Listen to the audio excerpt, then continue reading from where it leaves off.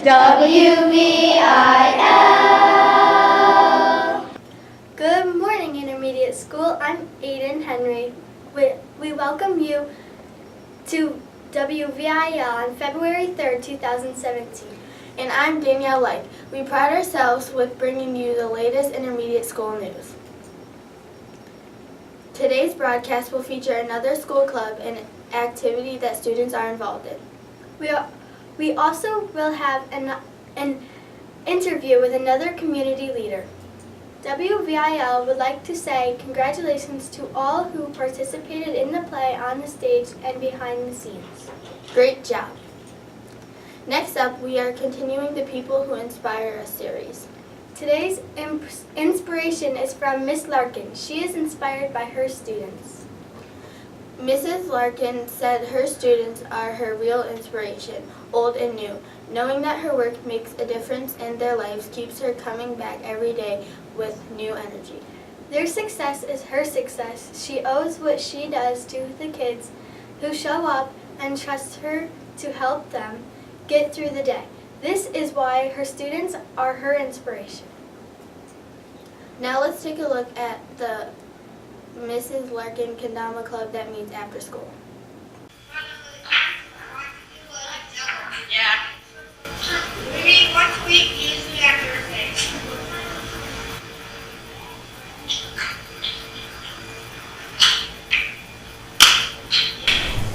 Anyone can be part of the club.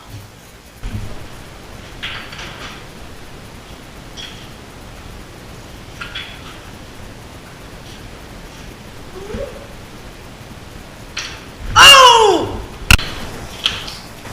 Why do we play? We play because it honors the mind and body activity that promotes social growth. Period.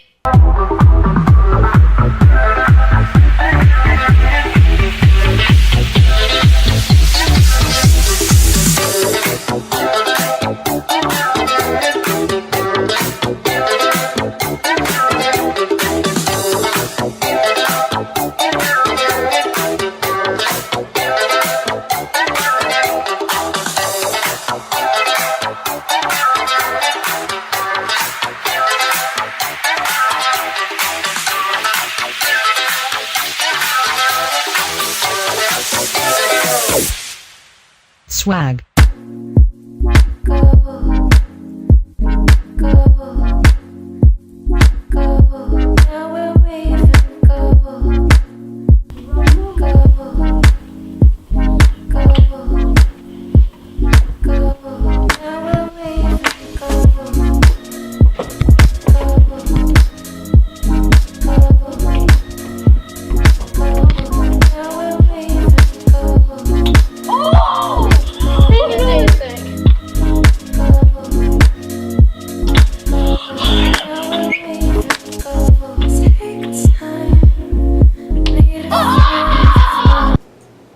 Those students have some pretty cool tricks. Now let's go to the interview with a leader in the community. Stella will be interviewing Mr. Schick, who is one of the leaders at Alston. Let's go to the interview now. Thank you and welcome to WVL and the Intermediate School. I'm Stella and we are doing a series on leaders in our community. We are welcoming a leader of Alston this morning to the studio. Could you tell us who you are, what is your title, and about your job? Thank you for having me. Welcome. I'm Matt Schick. I'm the Vice President of Human Resources for all of North America. So the U.S., Canada, Puerto Rico, and now Mexico, actually. Mexico is not part of North America, it's Central America, but it's part of our region the way our company is set up. So what I do is support the business on a number of facets. You know, we talent development, right? So training of our people, securing people. I think you might notice if you've been around the city of Hornell that there are a lot of new and different people, right? So people from different countries, different languages, different skill sets. So we do a number of strategic events. I think you're going to ask me some questions about the upcoming high-speed contract that we've won. You know, so that was a strategic planning and a strategic initiative for Hornell. I'm also in charge of security. And play a role in the environmental health and safety. Thank you. What education did you need to have this job you have now? Well, it's a mix. So in human resources, I'm considered what's to be a generalist, right? So I deal with a number of things. I deal with compensation and benefits. I deal with payroll. I deal with policies, and I deal with negotiations. So my specialty is negotiations. So I went to college to be trained specifically in negotiations, but it's about experience, right? So I also have experience. I was in the Army, and I was a leader in the Army as well. So there are a number of transferable skills that go along with that experience. Did you have to start at a different job and work your way up? Oh yes, just like anything else, I think once you get your initial education, I tell my children this all the time. There are things what I call differentiators. What differentiates you from someone else who has the same degree? So to me, it's experience, right? And so I started out as what's called employee relations, and worked my way up to human resources manager, to human resources director. Now I'm the vice president of North America. How does Awesome and Hornell affect our community? I think we have a very big impact on the community. I think it was seen in the past when Alstom went down.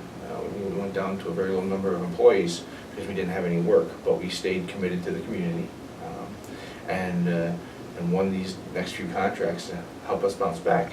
And when we do that, we bring more people. They spend more money. And they buy homes. So those are things that help impact the local economy, and we're really important to the community, and we recognize that, and we try to be as present as possible. Can you tell us some about the upcoming contract that has been in the news and how it will affect Hornell? Sure. Probably about 3 months ago, there was a visit. It was the Amtrak president and his team were, after the award occurred in Hornell, they visited our shop, and they toured the facility and saw how impressive it was. And from that, there was an article in the paper the next day, and it said, "History made." I almost brought a copy of that paper, but I wasn't in my Hornell office.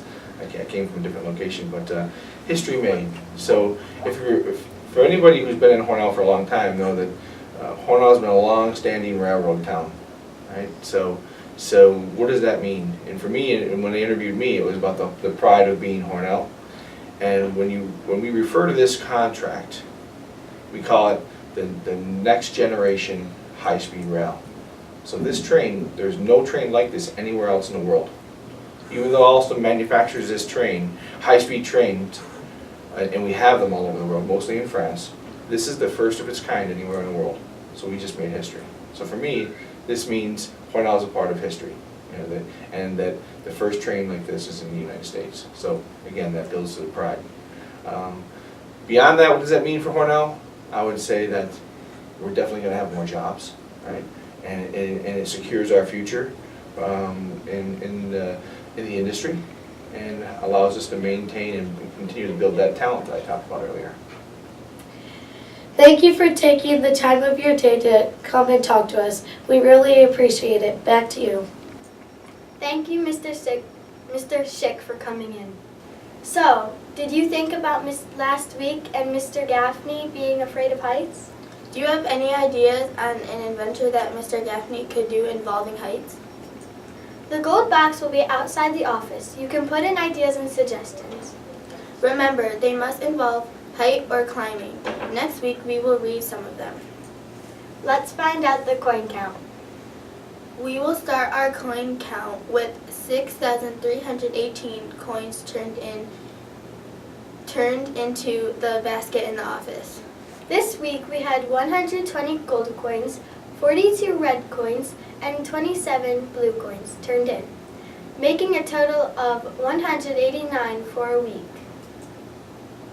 That is a grand total of 6,507 coins on our way up to 8,000 coins.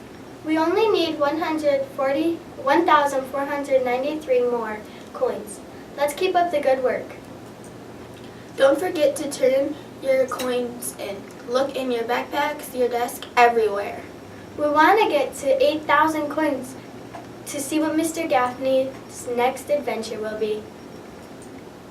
This brings an end to our broadcast this morning. Please remember to read, and reach for those math goals. Don't forget to find value in everything you do and be an inspiration to others. This is WVIL, wishing you an adventure someday. WVIL, we shall value in our school, have inspiration in everything we do, be a leader every day, value inspiration, leadership, the intermediate way. WVIL.